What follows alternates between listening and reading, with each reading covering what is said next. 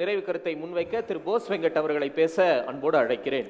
நான் மீண்டும் சொல்கிறேன், நீங்கள் இன்னமும் நாம் தமிழர் இருக்கோம் தெரிஞ்சு நினச்சிக்கிட்டே மண் வளம் மழை வளம்லாம் சொல்லிவிட்டீங்க, அப்பப்போ மாட்டிக்கிறீங்க. ஆமாம், அதே மாதிரி இந்த கஞ்சாவை பற்றி பேசுவது ஒரு பெரிய விவாதமாக தற்பொழுது இருக்கிறது. இந்த கஞ்சா என்பது பெரும்பாலும் எங்கிருந்து வருகிறது அப்படின்னு பார்த்தீங்கன்னா, இந்த முத்ரா துறைமுகம் என்று சொல்லக்கூடிய இந்த பாரதிய ஜனதா பார்ட்டி அவர்களுக்கு வேண்டிய ஒரு முதலாளியிட்டிருந்து தான் வருது. அந்த வகையிலே எத்தனையோ பிஜேபி பிரமுகர்கள் அரெஸ்ட் ஆகிறத நம்ம பார்த்துக்கிட்டு இருக்கிறோம். இதுலையெல்லாம் பரவாயில்லன்னு இடையில இந்த அணில் குஞ்சு பசங்க ஓடி போய் அவன் 2-3 பேர் தாவேக்கார வேற மாட்டிக்கிட்டான். இவங்க போட்ட வலையில் அவங்களும் சிக்கிக்கிட்டாங்க பாவம். இவர்களெல்லாம் நடந்துகிட்டு இருக்கு. இந்த குட்கா வழக்கெல்லாம் இன்னமும் நடந்துகிட்டு இருக்கு அண்ணன் விஜயபாஸ்கர் மேலே. அதனால் அதை பற்றி பேசுவதெல்லாம் கொஞ்சம் கிட்டத்தட்ட கொஞ்சம் காமெடியாக தான் இருக்குது. சொன்னாங்க தேர்தல் வாக்குறுதிகளை நிறைவேற்றவில்லை என்று. சட்டசபையிலே 364 வாக்குறுதிகளை நிறைவேற்றியதை பற்றி மிக விளக்கமாக தெளிவாக புள்ளி விவரத்தோடு திராவிட முன்னேற்ற கழகம் அறிவித்திருக்கிறது என்பதையும் சகோதரி அவர்களுக்கு சொல்லிக் கொள்கிறேன். அதே மாதிரி என்னை போன்று ரொம்ப பிகினிங்கிலேருந்து ஏழையாக வளர்ந்தவர்கள் தான் என்னுடைய அன்பு சகோதரி காளியம்மாளும். அவர்களுக்கு நன்றாக தெரியும், காலையில் பெரும்பாலும் உணவில்லாமல் படித்தவர்கள் நாங்கள் எல்லாம். அந்த வகையிலே இந்த காலை உணவு என்பதெல்லாம் சத்தியமாக அந்த தேர்தல் அறிக்கையில் இல்லாத ஒன்று. இதே போல் பல்வேறு விதமான நலத்திட்டங்களை இந்த தமிழக அரசு செய்திருக்கிறது. அதையும் கூட தற்பொழுது 8ஆம் வகுப்பு படிக்கக்கூடிய பிள்ளைகள் வரை என்று உயர்த்தி இருக்கிறது. அப்புறம் நீட் ரகசியம் சொன்னீங்க. நீட் ரகசியம் உங்களுக்கு நிச்சயமாக தெரிந்திருக்கும். அதைவிட நீட் ரகசியம் மிகவும் நன்றாக தெரிந்தவர் திரு எடப்பாடியார் அவர்கள்தான். ஏனென்றால் கொடநாடு வழக்கு அமித்ஷாவிற்கு மட்டும்தான் தெரியும் என்கின்ற வகையில் அவருக்கு நீட் நிச்சயமாக ரகசியமாக தெரிந்திருக்கும் என்பதனையும் அதே நேரத்தில் நான் தெரிவித்துக் கொள்கிறேன்.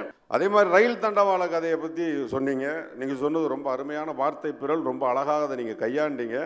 ஆனால் ஹிந்தி திணிப்பை தடுத்த எங்களுடைய முத்தமிழறிஞர் கருணாநிதி அவர்களை இன்றும் நன்றியாக நீங்கள் நினைத்து கொண்டிருப்பதை கேட்கும்போது மிகவும் சந்தோஷமாக இருந்தது. அதே மாதிரி நீங்கள் சொன்னீங்க, உங்களுக்கு தேர்தலுக்காக எதுக்காக ஒருத்தரை கொண்டு வரீங்கன்னு சொன்னீங்க. 2021 சொன்னில் ஒரு ஆளை நீங்களும் தான் வச்சுருந்தீங்க. ஏன் உங்கள் தலைவருக்கு அப்போ நாலேஜ் இல்லையா? எங்கள் தலைவருக்கு நாலேஜ் இல்லைன்னு கிண்டல் பண்ணுறீங்க.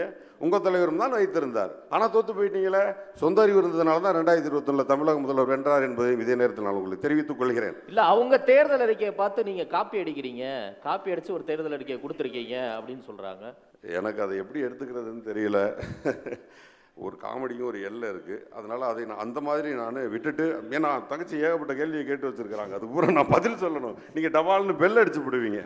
அதே மாதிரி திட்டங்களாக எடுத்துக்கொண்டு பார்த்தீங்கன்னு சொன்னால் தமிழ்நாடை பொறுத்த வரைக்கும் எத்தனையோ திட்டங்கள், இன்னும் சொல்ல போனால் திட்டங்களை சொல்லிக்கிட்டு போனால் ஒரு ப்ரோக்ராமே முடிக்கிற அளவுக்கு அந்த திட்டங்களை இதுவரைக்கும் எந்த விதமான அரசுமே செய்தது இல்லை. அந்த வகையில் அத்தனை திட்டங்களையும் செய்த நம்முடைய தமிழக முதல்வர் தான் மீண்டும் தமிழக முதல்வராக வருவார் என்பதை தவிர வேறு மாற்று கருத்து இல்லை. இந்த நேரத்தில் அன்பு சகோதரர் திரு சூர்யா அவர்கள் சொன்னால், அது மாதிரி இலவசங்களை பற்றி பேசும் பொழுது என்னை குறித்தும் சொல்லும் பொழுது நான் சொல்கிறேன், இந்த 15 லட்சம் தருகிறேன் என்று நீங்கள் சொல்லி தான் நீங்கள் ஆட்சிக்கு வந்தீர்கள் என்பதையும் நீங்கள் மறந்துவிடக்கூடாது. அதை ப்ரூவ் பண்ணிட்டோம். ப்ரூஃப் இருக்கு. தனிப்பட்ட முறையில் என் அன்பு சகோதரர் சூர்யா அவர்களுக்கு அந்த வீடியோவை அனுப்புகிறேன், தொண்டர்களுக்கு அனுப்பி வைக்குமாறு கேட்டும் கொள்கிறேன். அதே மாதிரி நீங்கள் டேப் பற்றி சொன்னீங்க. டேப் சொன்னீங்களே, எங்கே டேப் கொடுத்தீங்க? லேப்டாப் என்று கொடுத்தீர்கள். இங்கே நிறைய இளைஞர்கள் இருக்கிறார்கள், வயது குறைந்தவர்களாக இருப்பதால் அவர்களுக்கு என்னுடைய குறிப்பை சொல்கிறேன். டேப்பை விட லேப்டாப் தான் விலை அதிகம். டேப்பை விட அதிகபட்ச டெக்னிக்கல் சைட்ஸ் இருக்கிறது லேப்டாப் தான்.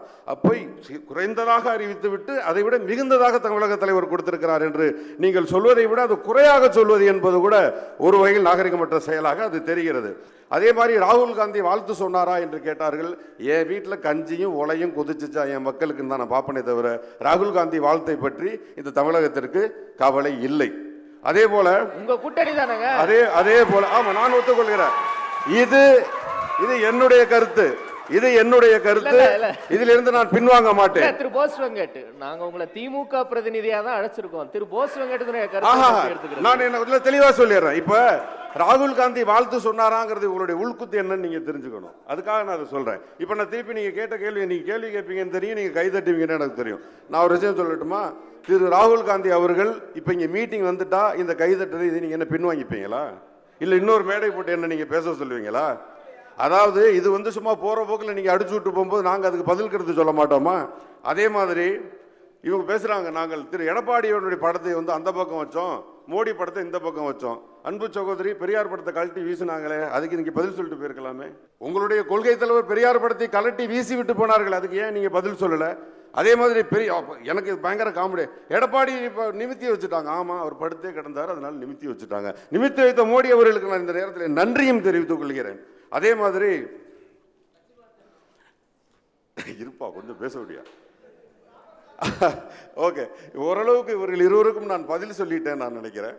அந்த வகையில் இப்போ இங்கே என்ன ஈர்ப்புங்கிறது, என்ன ஈர்ப்பு என்பது தமிழக மக்களை பொறுத்த வரைக்கும் அந்த மக்களோடு மக்களாக வாழ்வது, அந்த மக்களுக்கு தேவையானவை கொடுப்பது என்கின்ற பட்சத்திலே தமிழக அரசு இன்று சென்னையிலிருந்து ஆரம்பித்து கன்னியாகுமரி வரை இருக்கக்கூடிய குக்கிராமங்கள் வரையில் அனைத்து பகுதிகளிலும் அனைத்து மக்களுக்கும் அனைத்தும் கொடுத்த அரசாக இந்த அரசு இருக்கிறது.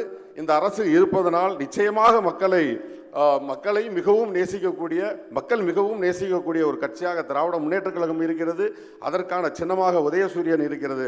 ஆகவே இரண்டாவது முறையாக தமிழகத்தினுடைய முதல்வராக முத்துவேல் கருணாநிதி ஸ்டாலின் என்ற அறிவிப்பை மே 4 நீங்கள் எல்லாம் கேட்பீர்கள் என்று கூறி விடைபெறுகிறேன். நன்றி, வணக்கம். நன்றி திரு போஸ் வெங்கட்.